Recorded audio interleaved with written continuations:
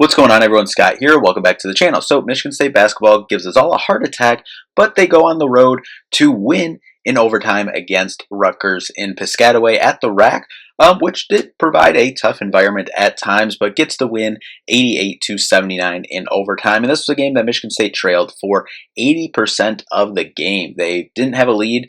They had a lead early. I believe it was like 9-8. They didn't regain the lead till the end of the game when they were making that comeback. And then in overtime, obviously outscoring Rutgers there as well to get this 9-point win in this one. But listen, this was a game in which the first half you only scored 28 points. The defense was all over the place in the first half, and the defense wasn't perfect all night overall, and this is the #1 defense in the country. We talked about it coming into the game. We've talked about it. It's been a top 5-7 defense in the sport, all year long, but over the last, month or so, it's, morphed into a, #1 defense, #2 defense, depending on what metric you look at. And, for a lot of the night, I thought the defense was pretty poor, but down the stretch, last couple minutes of the game, Michigan State able to make enough defensive plays to win this game, and then enough offensive plays to get this thing going. Jeremy Fears comes to life in the second half and in overtime.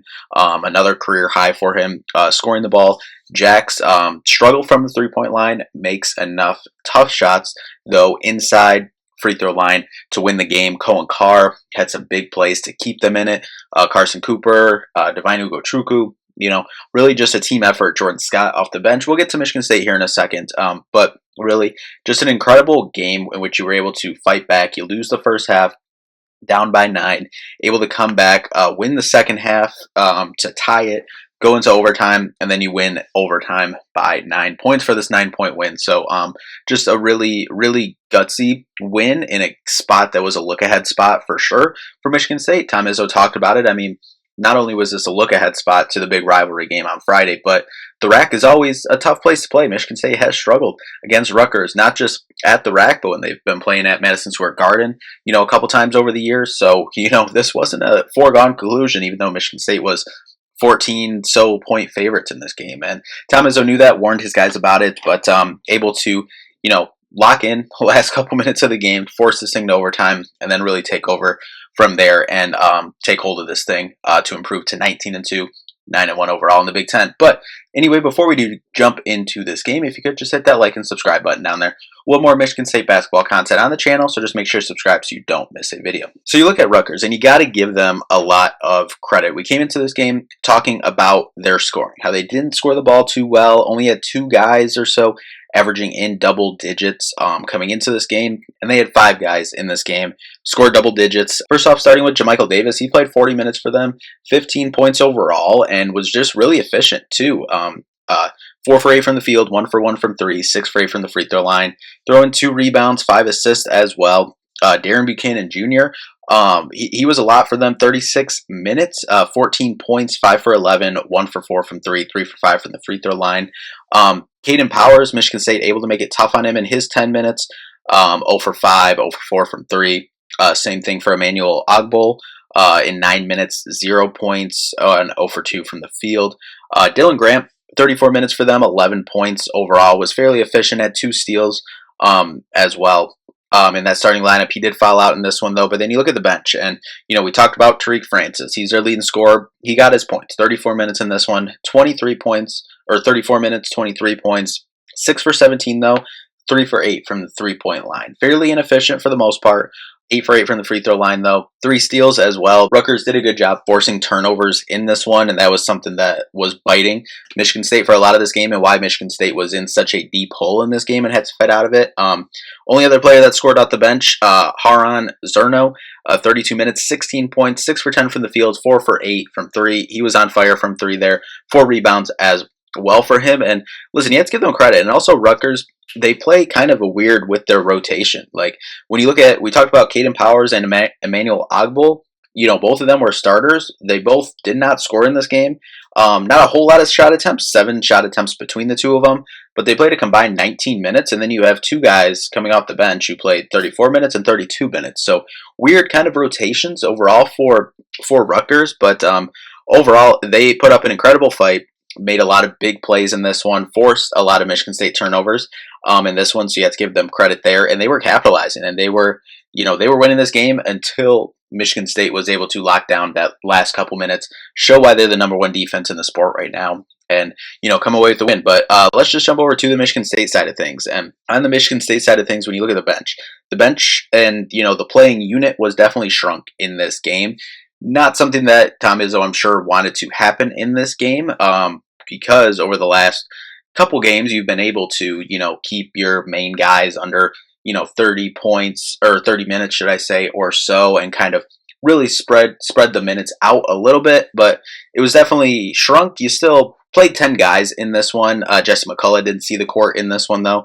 But you look at the bench, and Trey Fort, he only gets 2 minutes in this one. Denim Wojcik, he only gets 3 minutes in this one. He does get a layup in this one, though, but minutes really reduced for those two. And then Kurtang, 17 minutes. He had 4 points, 2 for 6 from the field, 0 for 2 from 3, but 1 rebound as well. And in this one, it was just hard to get the flow for Kerr. I feel like he wasn't getting those open, corner wing threes, that Kerr likes, and those that are his shots. He did hit, his 2 mid-range shots that he's getting a lot more comfortable in that mid-range game, and we saw that in this game as well. And then Cam Ward to start out the freshman, 11 minutes in this one, 0 for 1 from the field, but 3 rebounds, but a little bit rough with the 3 turnovers though. But Jordan Scott, definitely continuing to make those strides. 26 minutes, 7 points, 2 for 6 from the field, 1 for 3 from 3, and 2 for 2 from the free throw line. But it's the 4 rebounds, and those 4 rebounds all came on the offensive glass, creating extra possessions for Michigan State.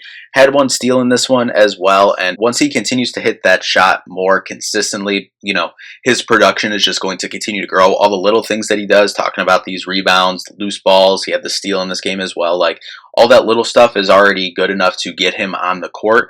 Now, once he starts hitting those 3-pointers and, dribbles into those mid-range shots and starts hitting those at a higher clip, I mean, sky's the limit for Jordan Scott on this team, and love to see him continuing to grow. And in these big-time moments, too. I mean, you look back at, Nebraska, Duke, good games, big-time games, too, that, Jordan Scott has showed up in as a true freshman, which is very rare, and he's done just that. Now, going over to the starting lineup, Carson Cooper, cannot say enough about him. 37 minutes in this one. 12 points, 5 for 10 from the field, 2 for 2 from the free throw line, and 14 rebounds. Another double-double for Coop, 2 assists, 4 turnovers.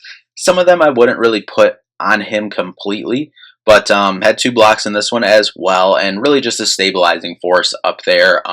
They had to run at times with kind of one big lineups, without Jackson there. They had to run Cohen at the 4 at some times, given, kind of how Rutgers was playing, but also Jordan Scott was playing well, so that's why they kind of had to, slide one of those 2 to get Scott on the floor because of how he was playing, how Rutgers was playing, kind of counteract that. And speaking of Jackson Kohler in this one, from the field overall, not horrible, but from 3, definitely still struggling to find his shot back. But 29 minutes in this one, 12 points, 4 for 10, 1 for 6 from 3, 3 for 3 from the free throw line, though, and some big ones. Had a big and 1 late, 4 rebounds overall, 3 turnovers. Cohen Carr, I thought he did a lot. The stats aren't going to jump completely off of the, off the screen for you in this one, but I thought he did a lot of things to keep Michigan State in this game.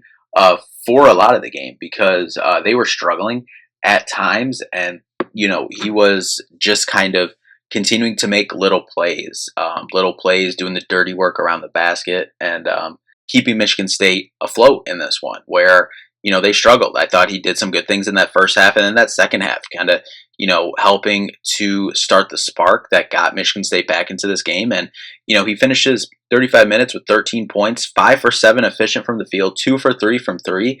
And then the one where it was kind of end of the shot clock grenade that he caught, and it was a contested 3 in the corner.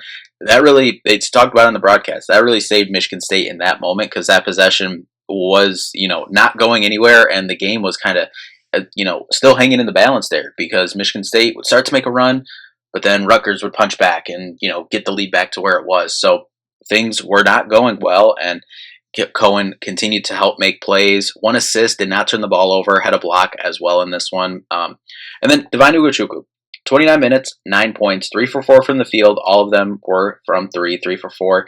Then 6 rebounds, 6 assists as well, with 1 turnover and a block. Arguably, I think without a doubt, his best game is a Spartan.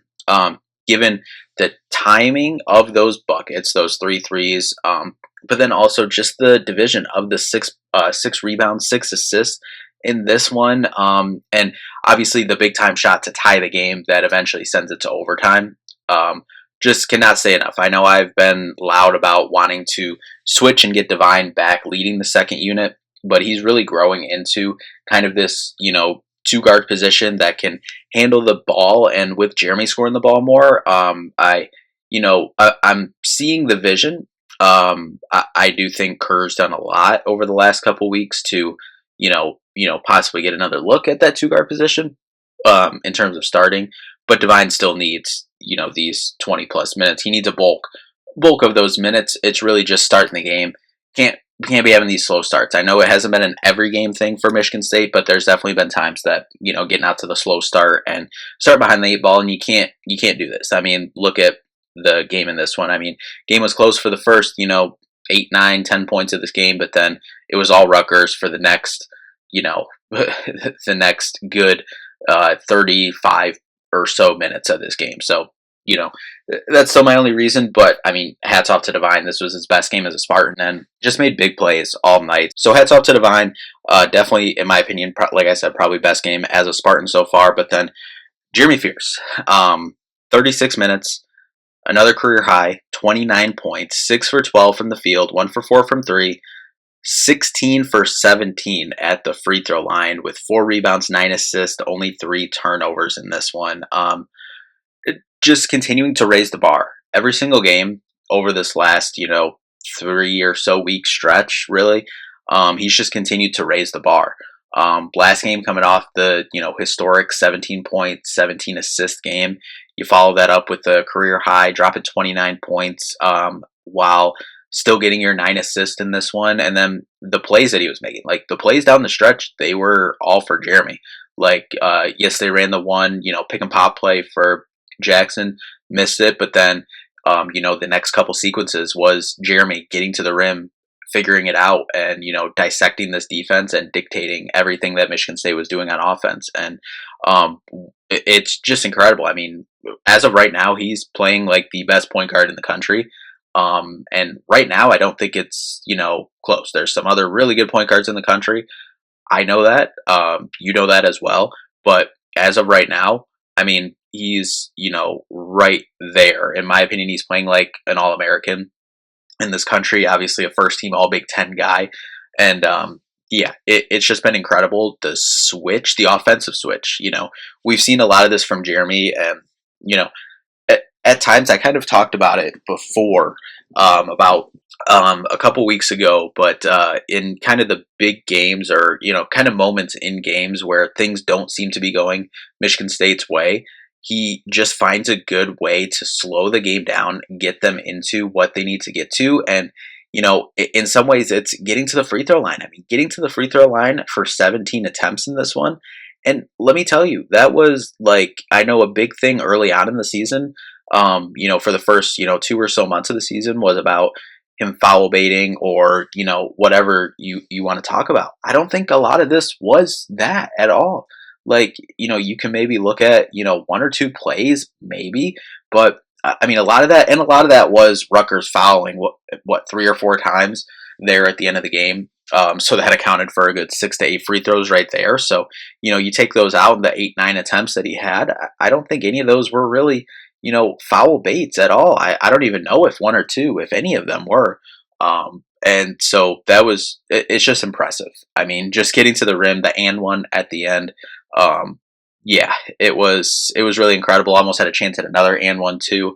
Layup just rolled out, but just continuing to impress and incredible stuff from Jeremy Fears, and definitely need it to continue going forward, and we'll need it Friday and coming up over the next couple weeks here. But looking at some stats overall, Michigan State still outshoots Rutgers in this one, which really does not make sense, but 49% compared to 40%. Rutgers did go pretty cold at the end, so that kind of adds up some there, but Michigan State 36% from 3, 37% from Rutgers. Rutgers actually shot quite a bit more, and we talked about coming in. They did not shoot a lot. Coming in, Michigan State didn't shoot a lot either, but Rutgers shoots over their average in this one, quite a bit over their average, actually. Free throws, Michigan State 24 for 26, 92%. Really solid there. Gotta love that going forward. Have to continue that, get more consistent there. 19 for 23 for Rutgers, 83%. Really solid there, above their season average as well. Michigan State dominates the glass 45 to 22, 13 to 6 on the offensive side, 32 to 16 on the defensive side. 18 assists compared to 11 for Rutgers. Michigan State only 1 steal, 8 for Rutgers, and a lot of that was in the first half. Michigan State cleaned up for the most part their turnovers in the second half, but 4 blocks for Michigan State, 2 for Rutgers, and as we said, 15 turnovers compared to 5, and I think 9 or 10 of those turnovers came in the first half, so really able to control that for the most part, second half and overtime. Points off turnovers, Michigan State 8, 19 for Rutgers. Like I said, a lot of that was in the first half, but fast break points, 14 to 12, and a lot of that again was kind of the second half, switch, and it was still a struggle for most of the second half. Michigan State just kind of turned it on the last 3-4 minutes in this game, and points in the paint, Michigan State dominates 38 to 22 in this one. Michigan State did have a lead by 9 here at the end. Obviously, Rutgers had that 12-point lead as well, and yeah, as we said, Rutgers led for 80% of this game. So it was very impressive. Michigan State able to close it out. We know Rutgers' record is what it is. We're not here to act like we just beat the #1 team in the country or anything like that. But just the way they were able to fight in this game, maybe a look ahead, type of game for sure. Izzo talked about that coming in, and the team was able to just push all the right buttons the last couple minutes, show why they're the #1 defensive team in the country, show why Jeremy Fears is an All-American, and one of, if not the, in my opinion, best point guard in the country right now, and just continue to show growth in a lot of places. Still a lot to work on, and you're going to have to play a lot better on Friday if you want to win this rivalry game coming up on Friday. But just overall, very impressive game to close. Really impressive last couple minutes to really lock in and get this thing done. But yeah, that'll do it for this one. Obviously, we will be back before the big rivalry game on Friday for a preview. But Michigan State escapes with a Big Ten road win. Never apologize for any of those, especially in a place that can be tough to play like the RAC. So that'll do it for this one. Thank you all so much for watching. We'll see you in the next one. Peace out.